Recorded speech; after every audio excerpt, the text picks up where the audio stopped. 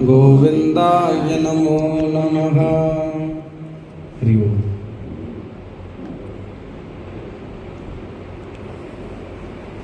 जीवन में संग का पवित्र होना अत्यंत आवश्यक है।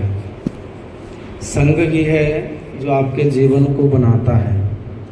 किस प्रकार से आपका जीवन हो, ये आपके आसपास के वातावरण पर निर्भर करता है। इसलिए समस्त ग्रंथों ने, नीति शास्त्र ने, धर्म शास्त्र ने, स्मृतियों ने संग पर भी बहुत जोर दिया है कि अगर कल्याण चाहते हो तो अपने संग को सुधारें। अर्थात जिसके साथ जुड़े हैं, जहाँ रह रहे हैं, वह स्थान, वह लोग, वह पवित्र होने चाहिए। जिस प्रकार के वह लोग होंगे उसी प्रकार से आपका जीवन होगा, यह निश्चित बात है। कहते हैं ना कि एक शेर का बच्चा जो है वह भेड़ियों के साथ आ गया। तो वो जब भेड़ियों के साथ आ गया वह बच्चा, तो वह भी भेड़ियों के साथ रहने लगा। जिस प्रकार से उनका जीवन था उसी प्रकार से जीने लगा। तो बाद में जब शेर आया उन भेड़ियों को खाने के लिए, तो देखा तो वह शेर का जो बच्चा है वह भी भेड़ों की तरह भागने लगा, दौड़ने लगा। अब उससे पूछा, भाई तू तो शेर है, तू क्यों भाग रहा है, दौड़ रहा है? वह इसलिए भाग रहा है, दौड़ रहा है क्योंकि उस समझ बैठा है कि मैं क्या हूं, यह भेड़िया जो है मैं भी इन्हीं की तरह हूं। तो एक संग का असर, संग का प्रभाव उस पर पड़ गया, उस शेर के बच्चे पर पड़ गया, जिससे उसने अपने उस शेर जो राजा है, जंगल का अधिपति है, उसको, उस स्वभाव को, उस संस्कार को वह भूल जाता है। उसी प्रकार से अंदर सारी स्मृतियां, सबको पता है कि मुझको क्या चाहिए, मुझे क्या करना है जीवन में, लेकिन एक संग से, वातावरण से, पर्यावरण से हमारा वह स्मृति, हमारी वह स्मृति नष्ट हो जाती है। स्मृति का अर्थ है कि जो आप करने आए थे उस कार्यत्व को भूल जाना, उस तत्व को भूल जाना, उस जो सबसे बड़ा जो वो कर्तव्य है उसको भूल जाना। तो ये संग का असर है। संसर्ग जा दोष गुणा भवंती। सत्संग के माध्यम से, संसर्ग के माध्यम से ही दोष और गुण हमारे अंदर आते हैं। तो इसलिए ये सबसे पवित्र होना चाहिए। हमारा जो रहन हो, जो रहन सहन हो, जहाँ रह रहे हो वह पवित्र हो, वह जो स्थान है वह हमारे सत्संग के अनुकूल हो और भगवत भक्ति के अनुकूल हो, जो लोग हो वो भगवत भक्ति के अनुकूल हो, तो जीवन आसान हो जाता है। उसको फिर कहते हैं ज़्यादा मेहनत नहीं करनी पड़ेगी भक्ति मार्ग पर चलने के लिए। वह निश्चय ही जब आसपास के लोग ऐसे मिल जाएंगे तो वह स्वभावतः और जो है सहजता से जो है भगवान की ओर जुड़ जाएगा। इस प्रकार से कहते हैं ना कि अगर एक व्यक्ति को अगर करंट लग गया है तो उस तार को नहीं छूना पड़ता है, और करंट लगे व्यक्ति को छू दे तो हमको भी करंट लग जाता है। उसी प्रकार से जो व्यक्ति भक्त भगवान से जुड़े हैं उनके साथ रहना, उनके साथ सत्संग करना, उनके साथ उठना बैठना, वह जो है हमको भगवान के पास जोड़ देते हैं। नशेड़ी के साथ रहो तो महाराज नशा कब आप में व्याप्त हो जाए जो है वह संग के माध्यम से कब व्याप्त हो जाए पता ही नहीं चलता है। तो ये संग का माध्यम है। तो संग पवित्र होना अत्यंत आवश्यक है। भर्तृहरि कहते हैं जाड्याम धियो हरत सिंचति वाच सत्यम दिक्षु तनोत वितनोत तनोत कीर्तिम। इस प्रकार से कि संग के माध्यम से मनुष्य पवित्र बनता है, भक्ति मार्ग की ओर चलने लगता है। उसी प्रकार से संतों का संग, गुरु का संग अत्यंत जो है वह जीवन में अनिवार्य है। क्योंकि जब तक संतों के माध्यम से, गुरुओं के माध्यम से हमने अपने जीवन को नहीं निखारा, अपने बल से हम कभी भी उस भक्ति मार्ग, भगवान के मार्ग पर चल नहीं सकते हैं। इसलिए संतों को होना, गुरुओं का होना जीवन में अत्यंत आवश्यक है। ध्रुव जी जा रहे थे भगवान से मिलने के लिए, तो जैसे ही गए तो निश्चय तो बना लिया था कि भगवान से को प्राप्त होना है, लेकिन अब जब पता ही नहीं है कि भगवान कैसे मिलते हैं, कैसे प्राप्त होते हैं, तो नारद जी ने कहा कि बिना गुरु के शिष्य जो है कभी भी भगवान के पास नहीं जा सकता है। इसलिए क्या किया, नारद जी आए और उस ध्रुव को उपदेश दिया कि द्वादशाक्षर मंत्र को जपो और इस द्वादशाक्षर मंत्र के माध्यम से आपको भगवान प्राप्त होंगे।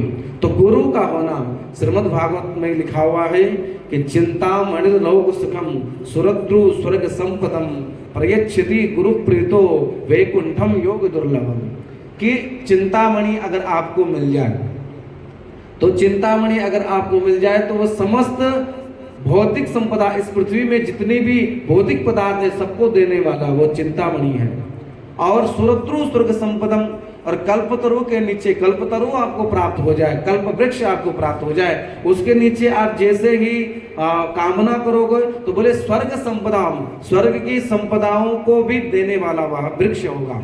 लेकिन अगर उन दोनों से कहा जाए कि तुम भगवान को मिला दो, अगर उन दोनों से कहा जाए, उस कल्प वृक्ष को, उस चिंतामणि को कहा जाए कि तुम भगवान को मिला जाओ, मोक्ष प्राप्त करवा दो, तो वह कभी नहीं कर सकता है। सुरद्रु स्वर्ग संपदम प्रयच्छति गुरु प्रीतो वैकुंठम योग दुर्लभम। वो योगियों के लिए जो दुर्लभ, ऐसा वैकुंठ तो तभी प्राप्त हो सकता है जब सत्संग गुरु संत आपके जीवन में है, तभी जाकर के प्राप्त हो सकता है। अन्यथा तो महाराज यहाँ 84 लाख योनियों से जो मुख्य योनि है, यहाँ मानव तन आपको प्राप्त है। लेकिन इस मानव तन की विशेषता आपको अगर पता नहीं है, मालूम नहीं है, तो फिर मानव तन भी पशुओं की भांति व्यतीत हो जाता है। वह जो नर है वो पशु के समान, बोलते हैं कि साहित्य संगीत कला विहीना साक्षात पशु पुच्छ विषाणहीना।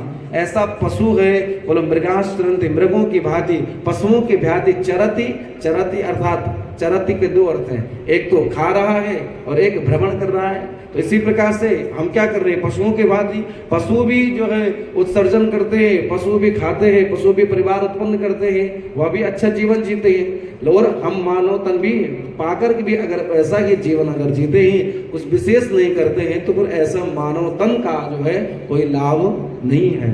तो मानव तन बड़ी भाग्य मानुष तन पावा, सुर दुर्लभ सब ग्रंथ न गावा। सुर देवता ग्रंथ जिसका बखान कर रहे हैं, जिसकी महिमा का बखान कर रहे हैं, तो वह मानव तन कितना जो है वह मुख्य होगा, कितनी विशेषताएं उसमें होगी।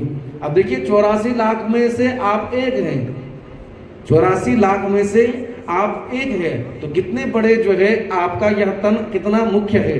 और यह तन ऐसा है महाराज कि यह तन दोबारा मिल जाए ऐसी इसकी कोई गारंटी नहीं है। इसलिए जब इसमें मिला हुआ है, अभी मिला हुआ है, इस योनि में अगर मानव तन प्राप्त है, तो मानव तन को पा करके सत्संग के माध्यम से, संतों के माध्यम से, उन गुरु वचनों के माध्यम से जो है हमको मोक्ष की ओर, भक्ति की ओर, ज्ञान की ओर, उस परमात्मा तत्व तक पहुंचना है। वरना तो महाराज मानव तन व्यर्थ है।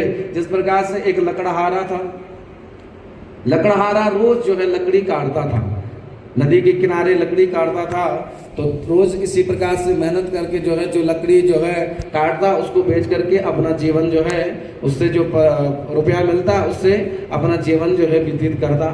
अब एक साधु जो है संत वहां से रोज गुजरते थे, तो रोज गुजरते थे तो देखते थे कि यह लकड़हारा अत्यंत मेहनत करता है, क्यों ना इसकी मदद की जाए। तो उस संत ने सोचा कि मेरे पास यहाँ जो है ये मणि है, ये चिंतामणि है, यहाँ मेरे पास पारसमणि है, यह पारसमणि मैं इसको दे देता हूँ। तो वह पारसमणि जो है उस लकड़हारे को दे दी और कहा कि तुम बहुत मेहनत करते हो, अत्यंत परिश्रम करते हो, मैं तुम पर प्रसन्न हूँ, इसलिए यह जो पारसमणि है ये मैं तुमको देता हूँ और अब से तुम्हारे सारे कष्ट जो है दूर हो जाएंगे। तो यह सुन करके जो है वह जो अत्यंत प्रसन्न हुआ, उसने भी चिंता जो पारसमणि थी वह लेकर के घर चला गया। अब ना तो संत ने बताया कि इस मणि का करना क्या है, ना उस लकड़हारे ने पूछा इस मणि का करना क्या है। तो 1 साल बीत गया। 1 साल के बाद फिर देखा साधु ने, संत ने, तो लकड़हारा अभी भी लकड़ी ही काट रहा है। तो उससे पूछा, भाई तुम्हारे पास तो तुमको तो हमने पारसमणि दी थी, और पारसमणि दे करके जो है तुम तो आज तक जो है पूरे पृथ्वी के अधिपति बन जाते। तो बोले महाराज कैसे बन जाता, आपने तो बताया ही नहीं कि इस पारसमणि का करना क्या है। मैंने तो क्या किया कि जहाँ अपने ठाकुर जी मेरे रहते थे उन्हीं के सामने जो है वहाँ मणि भी रख दी, और रोज जिस प्रकार से ठाकुर जी को अगरबत्ती लगाता उनको भी जो है उस पारसमणि को भी अगरबत्ती दिखा करके उनकी पूजा करने लगा। तो कहने लगे साधु संत, अरे तू तो मूर्ख है, इस पारसमणि का क्या महत्व है यह तुझको पता ही नहीं है। तो क्या करा कि उसके पास जो कुल्हाड़ी थी उस कुल्हाड़ी पर जो है रगड़ दिया, और वो कुल्हाड़ी क्या है पूरा सोने की बन गई। जितने बर्तन थे लोहे के, बोले लोहे के बर्तन लाओ, जितने बर्तन थे उस पर रगड़ा तो सारे बर्तन जो है वह सोने के बन गए। तो वह जो लकड़हारा था अत्यंत जो है अचंभित रह गया कि अगर यह मुझको पता होता तो मैं तो पृथ्वी का अधिपति होता। उसी प्रकार से यह बोले वैसे तो यह तन जो है, अगर उनका तन, देवताओं का तन अगर चांदी है तो हमारा वास्तव में लोहा है, लेकिन गुरु रूपी पारसमणि जब हमारे इस हृदय से, हमारे इस तन से संघर्षण करती है, तब इस लोहे रूपी इस मानव तन की महत्ता बढ़ करके सोना रूपिया बन जाता है।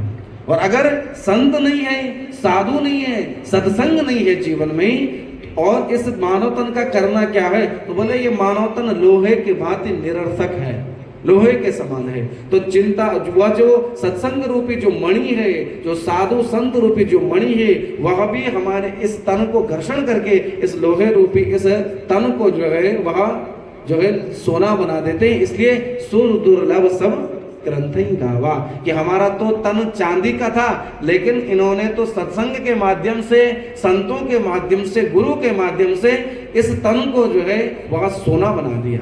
तो ये कब होगा, जब भक्ति, भजन, संग, सत्संग जब हमारे जीवन में होगा, और उस सत्संग के यद्यत चरति श्रेष्ठाः तत्तत् देवी तरोजना सयत् प्रमाणम कुरुते लोकः तदनुवर्तते।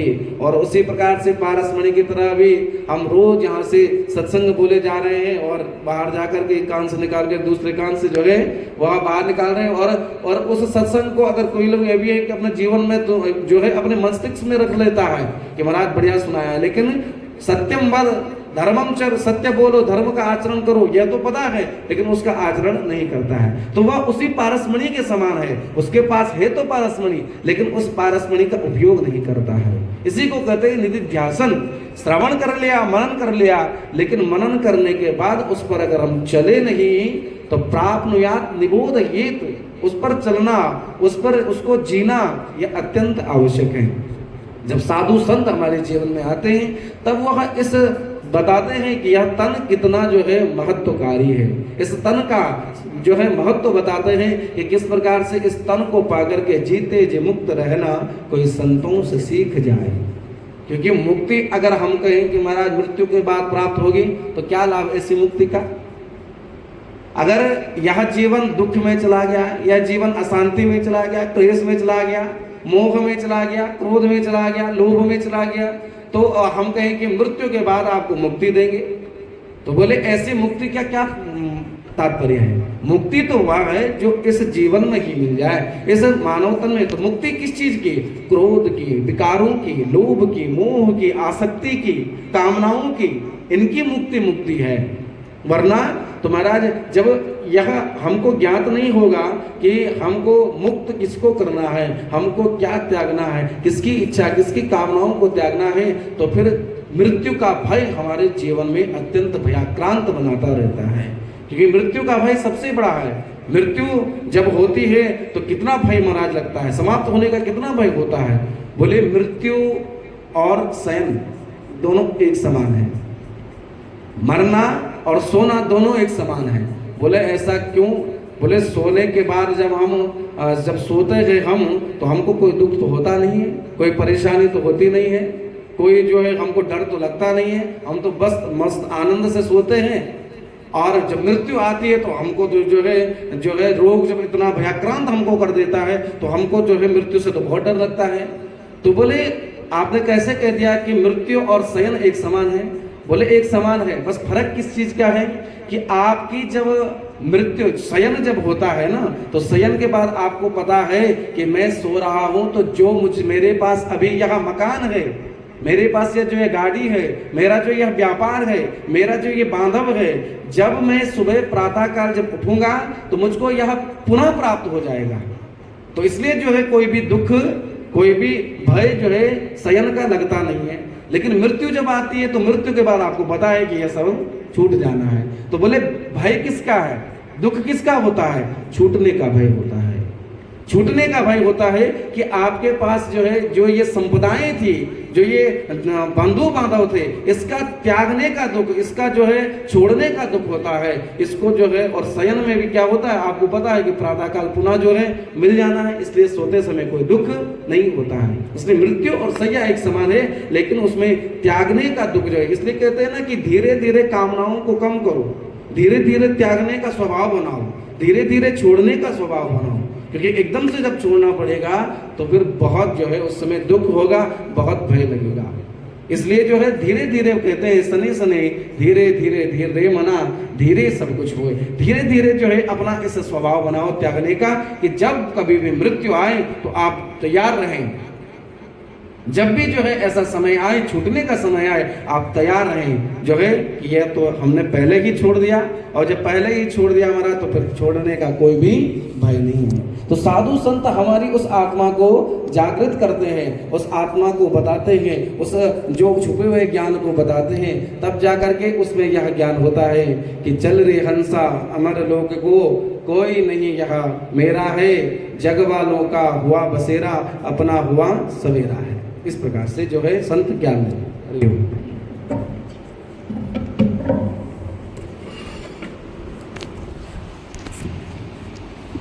ओम हरि ओम आद्यो